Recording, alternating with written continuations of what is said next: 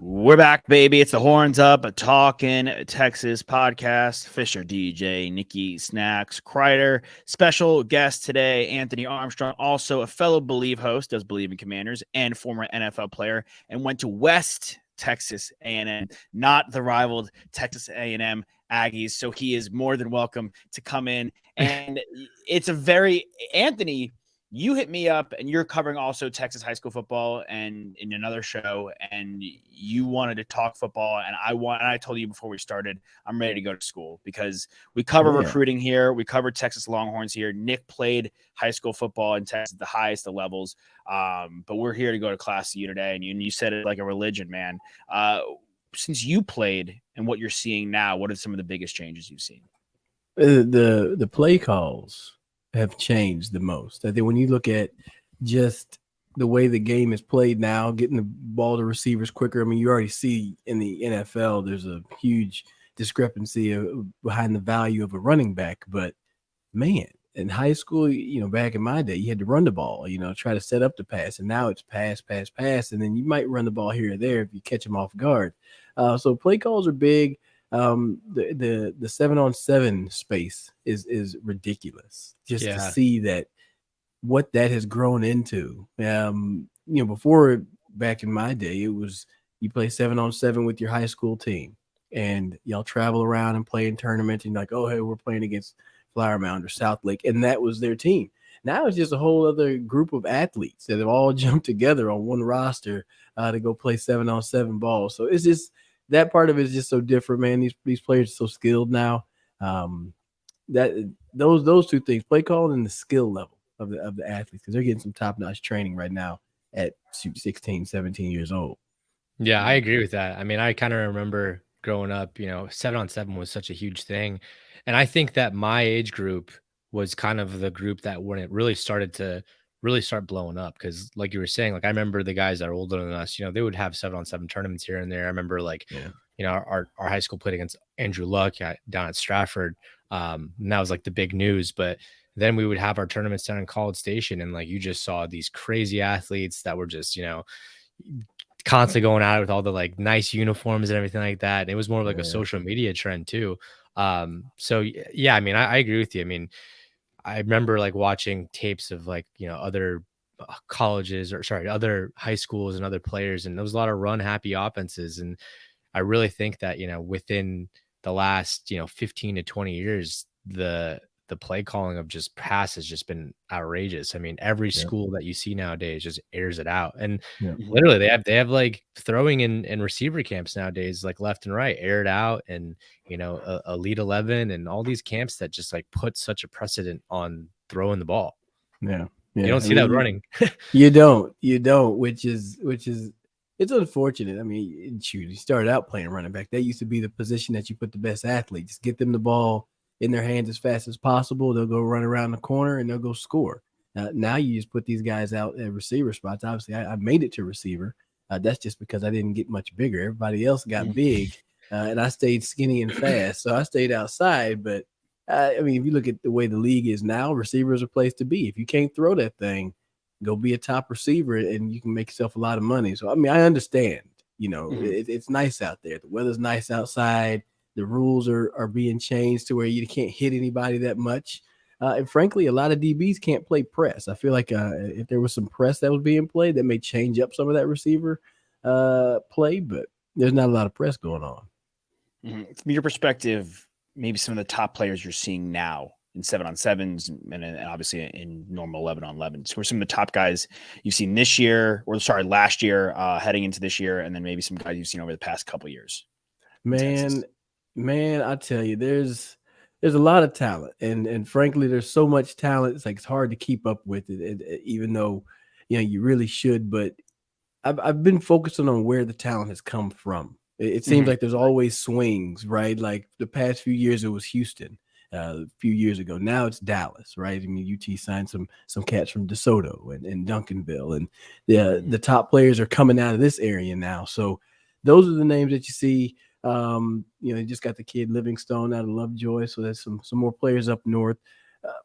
But looking ahead, I really don't get too hard into it because everything's going so fast. I want to wait till the season, see how you actually play on the field and get things settled out that way. But where the talent is coming from is I'm excited that it's coming out of the Dallas area now. Mm-hmm. Yeah. What about when you were coming up? And I know Nick, you played against Gerard Hurd, who we've had on the show in the state championship game. Who were some of the guys you played with and played against coming up in high school football? Man, so I'll say this: when I was coming out of school, I wanted to go to UT. That was like my top school that I wanted to go to. Frankly, I had no statistics that would even warrant them sending me like a walk-on invitation letter. Okay, so I didn't have anything going on. But also in that same time frame, they not drafted, but signed some of the top receivers in the state and the nation: Roy Williams, B.J. Johnson, and Sloan Thomas. So if you follow UT, you know those names. They were the best receivers in the state. So I wasn't in that realm, but when you look at those names, with the running back out of McKinney, I want to say his name was Dante Hickson. I want to say his name was. You had, oh gosh, who was that? John Tyler. I'm blanking on names here. He went to UT, played quarterback at John Tyler, but I think he played receiver at UT back in the day. Help me out with this. We're looking it up. Okay. We're looking up. We're looking Tyler always had crazy athletes too. They did. I mean, shoot, I remember. Flower Mound had a bomb receiver. Emmanuel Ogba was out at like Grand Prairie. There were just a few talented receivers kind of all over the place. That's back when Louisville just had talented players all over the place that run that option. So, who do we have? What's his name? He's now a superintendent. I'm blanking on his name. Played defensive tackle. Brandon. Can't think of his last name. He played defensive tackle. Went from Bishop Lynch, went to Newman Smith, and went to TCU. Either way, he was one of the top players as well. So you got me pulling out names from 20-something years ago now. Right? Hey man, you look good. I thought you were younger than you were, man. Hey man, I'm 40, so I'm going a long way back. I mean, shoot, rest in peace. Greg Jones he was with us. He went to Oklahoma State. We had Robert Brooks went to Wisconsin. So we had a couple of D1 athletes that come out of there. A guy that went to OU, Travis Wilson, played receiver. He was at Creekview. So, there was a few. It wasn't a whole bunch that came out of Carrollton, but there were a few good ones that came out of there. Well, let me ask you this, though, because everyone gets very hyped about recruiting. The 5 stars, the 4 stars, like, who has the top class. But at the end of the day, it's really all about development. And you talk about how you had statistics that you didn't think UT would offer you a walk-on, but yet you end up in the NFL. Yeah. So how important is development, and how did you develop from the kind of player that you feel when you get a walk-on scholarship from the University of Texas to the kind of player that would be in the NFL, who had UT seen what you would become, probably would have offered you. You had to see when you had 800 receiving yards in the NFL. That ain't no slouch. So talking about development there from your perspective. Man, the development side is, you have to realize that where you're at when you go into college. I mean, you're 18 at the youngest, and some, savants maybe 17 or 16, but frankly, you're going to be 18 years old. You got to be 2 years out of college, 2 years removed from high school anyway. So you're going to be 20 years old before you can get to the league. You got a lot of time to get to develop your game. I mean, I frankly had to develop in some lower leagues before I got to the NFL, started to learn more from other people who had been at higher levels and work their way down, just learning how to play the game, run the receiver routes, running routes inside in arena football and outside as well. So just continuing to be persistent is the word, and just saying, hey, I'm going to keep chopping wood. And all you need is an opportunity. You know what I mean? Just because you're not a 5-star doesn't mean that you're not going to make it anywhere. Just because you don't go D1 doesn't mean you can't make it anywhere. It's how you handle that adversity and being able to just keep chopping wood, keep working, and keep trying to get better. You'll find yourself in good positions. That's why you'll see more. You'll see more of those unheralded guys that are going to have big stories than the guy who's been number one for the past 10 years. You're like, hey, he's 7 years old. He's the best 7-year-old in the nation. That's a long time to try to stay at that same level, right? Like, there's a 7-year-old who probably hadn't even picked up. Exactly. There's a 7-year-old who hadn't picked up a ball, hadn't even played football yet, who's probably going to be better than that other 7-year-old. Yeah, and we talk about it all the time too. The landscape has changed a little bit with the transfer portal, right? You can start out at JUCO, or you could start out at D3, D2, or a lesser known D1 school, and you can find your way to a Power Five. Bama's constantly picking guys up. So is University Yeah. of Texas, and you can incubate your talent a little bit. When it comes to playing at the smaller schools, and when you're 18, 19 years old, not even developing just your game, but developing your body as a man. Yeah. We don't stop growing as men until like we're in our late 20s. Yeah, that is fact. And I can tell you, coming from a D2, and I can say things are. I mean, 20 years ago, right? So when I was there, like, and comparing it to a D1 program, I mean, the whole athletic side, they have their own meal in the cafeteria, and they're going to get top notch food. And on D2, you may not get that much, but that's okay. I didn't get mine till I went down to Odessa, Texas, and was playing down there. They had us eating at all these restaurants that was on the side of the road, feeding you chicken fried steaks and chicken fried chickens and whatnot. That's when I started really putting on weight. It wasn't really in college, so we didn't have that strength and conditioning program that was teamed up with a nutritional component that was going to help you. Hey, walk in at 160, but we're going to get you out by the time you play 185. Like, I'd love that. Yeah. It took me to be 22 years old to finally reach that status. Yeah, that's crazy. Like, again, some of these guys do get other opportunities, like going to the D1s, that you have to make the most of. Like, just because you get that scholarship, just because you're a 5-star, you still have to put on some weight. We see it with even, guys coming into the league. We're like, hey, that guy's a little light. Like Bryce Young, yes, he's the number one. He was the top player in college. He's the number one pick. But we're all sitting here like, he's a little short, yeah, but he's a little slight. Like he does, and he looks like he's put on some weight already. You do have to take advantage of all the programs you have in the NFL and all the programs you have at Alabama. That's for sure. From the high school football, though, perspective, how important do you think it is for a university like Texas to win the state? Is it monument? Is it like the only important thing, or like can you avoid can you afford to lose the state at times? Yeah, I feel like personally, just the viewpoint is I need the ones that are here in Texas to stay in Texas. Selfishly, I want them to be in Burn Orange, but if they got to go down and go to A&M, that's cool too. But just don't defect to Oklahoma or Ohio. You're going a long way from home. You can keep some good ball here. I mean, I think the switch to the SEC should help, because people want to, be in the top divisions. And so hopefully that helps, attract more people, but obviously wins will help too. So it should be exciting down there on the 40 acres, but winning the state, if you want to be the team in the state, you got to win. You got to win Texas. I mean, there shouldn't be any reason why another state should have, be taking so many players from here. You got to keep your people at home. That's why I love that when Texas is actually winning the state. Yeah, I mean, just like Louisiana, if like LSU better win Louisiana, Bama better win Alabama, Florida and Miami, they better win Florida. So I get it. I mean, look, we're the hotbed for high school football. When I moved from California to Texas, the thing that they always told me was like, 1, manners, learn your manners. 2, learn how to play football, because like that's everything.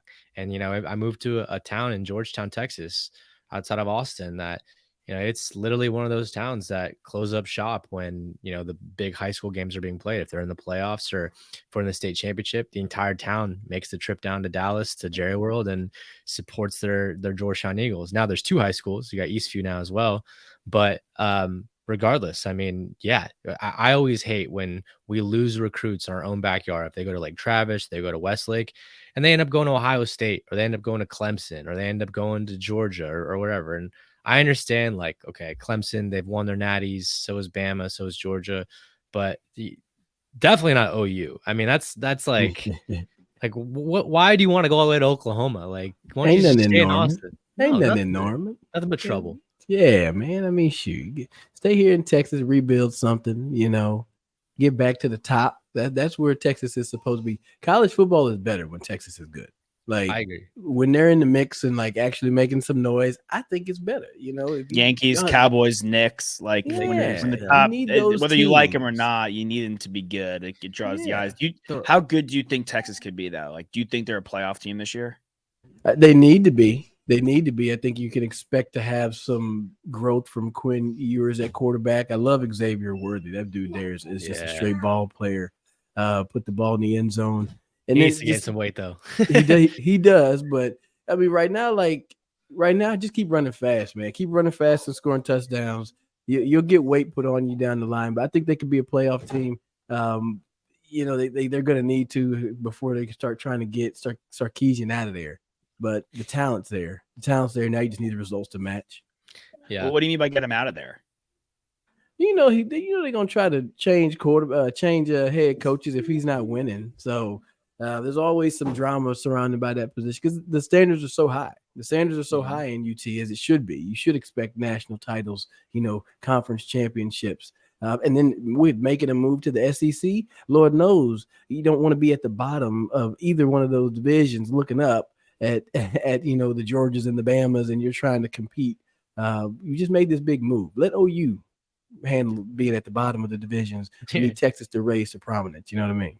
Yeah, agreed, 100%. And I think with NIL these days too, and people really, and just kids in general, trying to make as much as they can off their brand, not even on the field, but off the field too.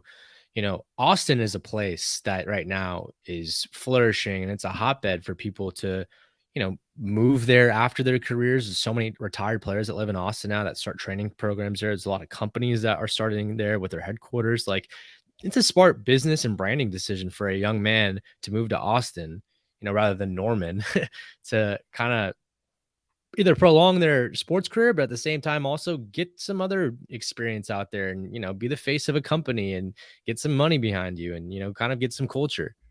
You might as well. I mean, you have the opportunity to make some money in college off of your name, image, likeness, and as they should be able to. Not everybody's going to get to the league. Not everybody's going to get to make those millions and millions of dollars. So you got a chance to make a splash where you're at. You should do so. You should absolutely do so.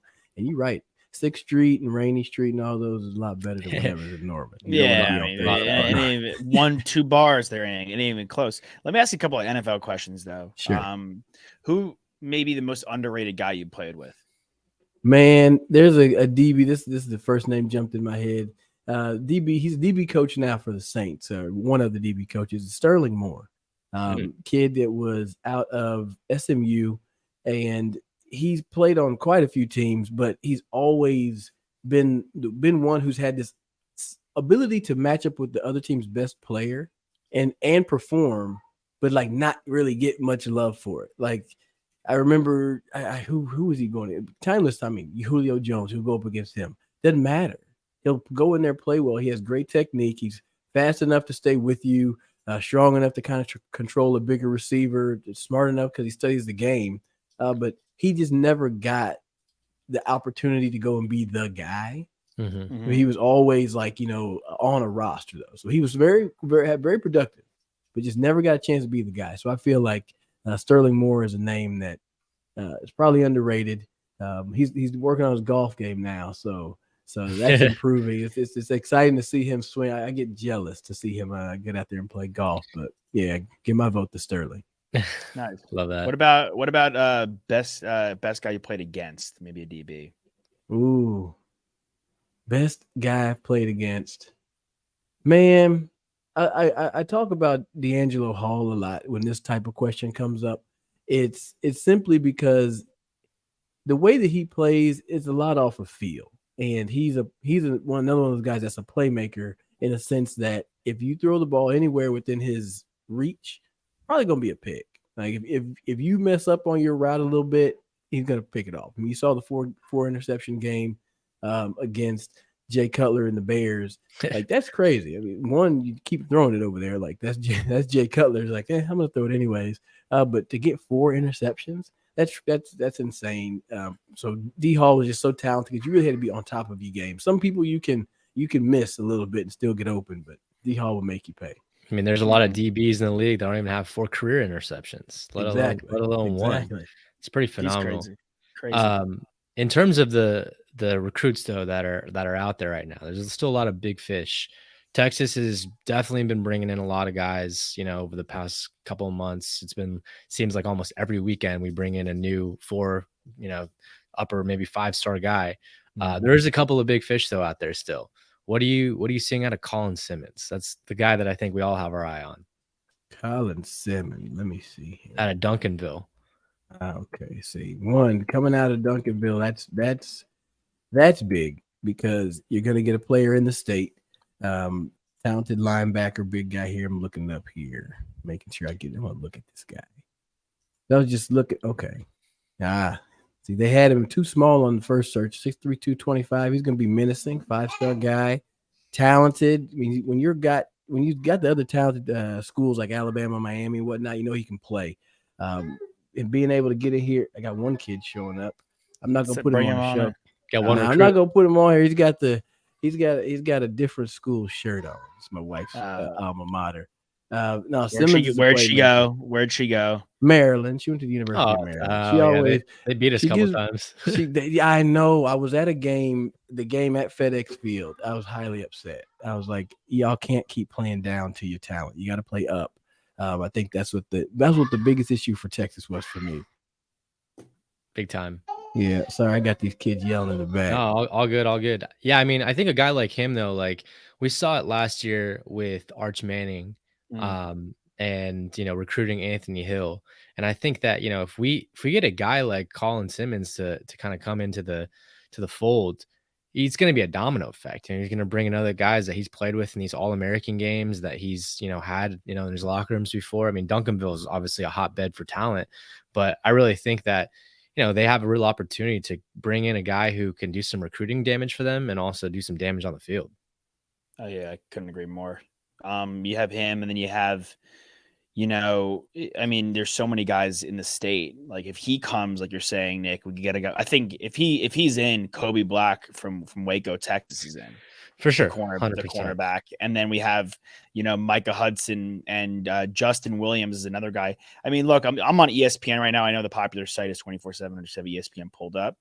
But the top 10 recruits in Texas, while we have a couple of nice guys from Florida, 2 of the top 10 guys have committed to Florida.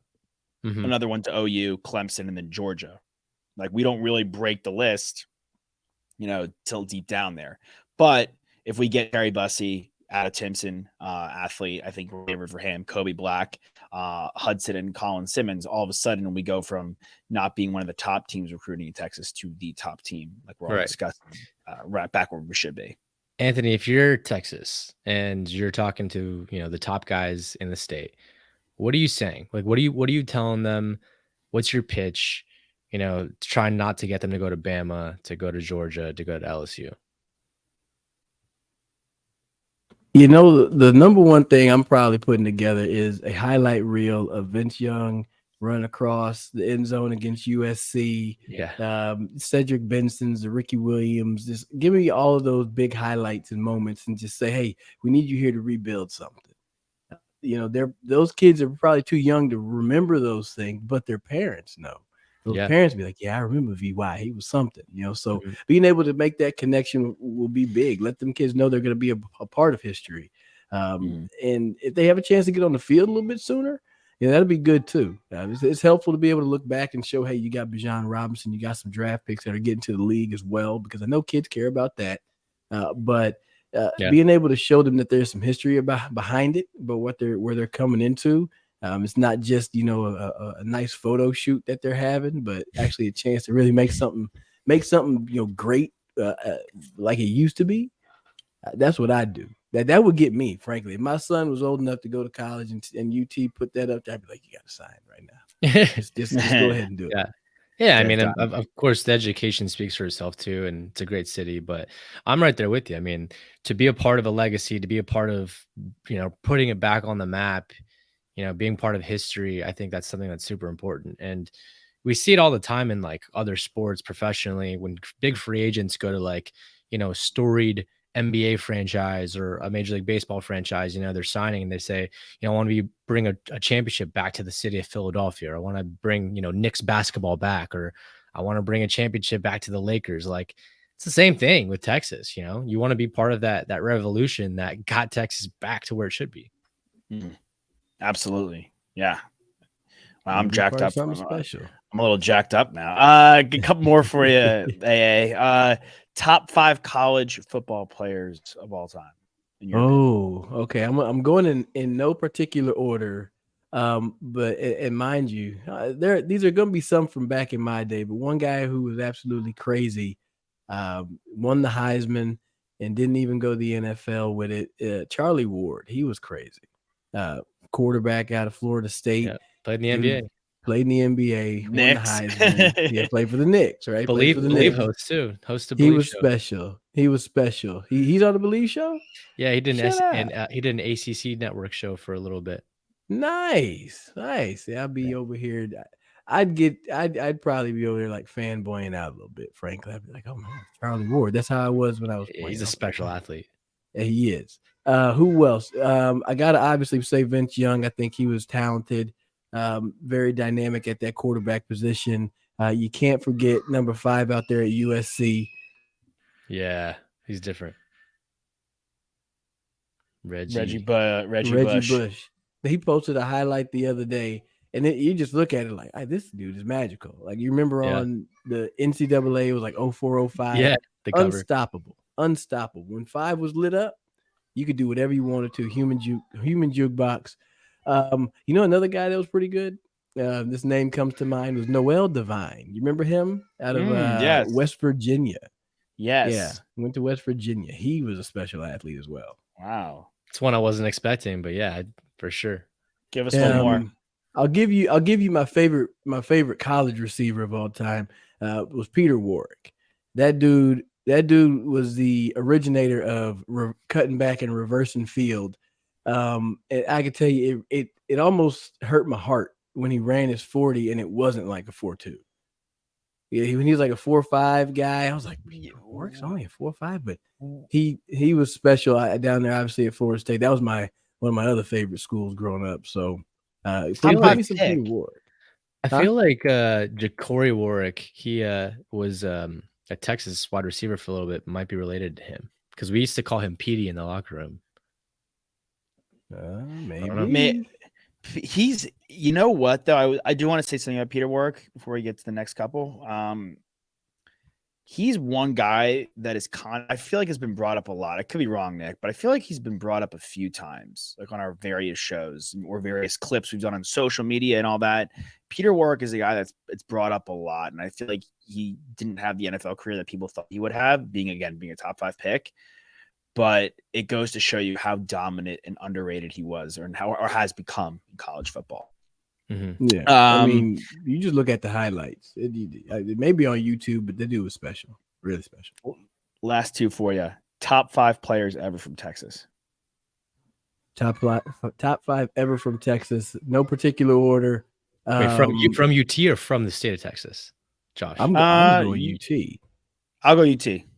Okay, because from the state of Texas, there's a lot. Yeah, that's tough. I mean, shoot, you really got to start naming some other cats. But from UT, Earl Campbell, obviously, Cedric Benson is definitely on there. We got a couple of DBs that were special. I don't want to put any of them on there. Outside at receiver, I think that Worthy will be something special, but I want to add him on that list. Oh, other running backs. Well, VY. Ricky Williams. Huh? VY. Yeah. Got to add him in there. Yeah, Ricky Williams. You got to add him in there. Oh, man. There's so many other names. Earl Thomas. Earl was pretty good. Yeah. Earl Thomas. Oh, but then also very underrated Jamal Charles. Yeah. That's another one. Yeah. I think I'd have to put Jamal Charles in there above Earl Thomas. So a lot of running backs and Vince Young. That would be mine. I might put Bijan ahead of Jamal Charles, honestly. Yeah. Yeah, I mean, more recent history. Yeah. Bijan is special. I mean, they're very similar. Similar. The guys that can run hard, but then they'll also take off on you if you give enough room. So, yeah, I'll take that.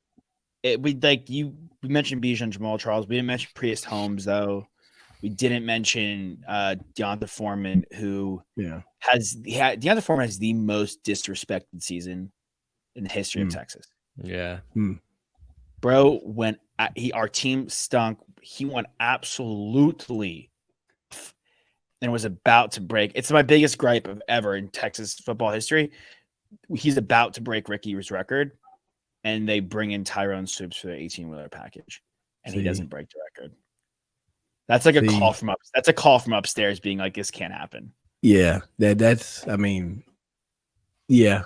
I hate to say it, but man, when you get to be a little older and you're in a few locker rooms and buildings, you're like, yeah, that's. They didn't need that to happen.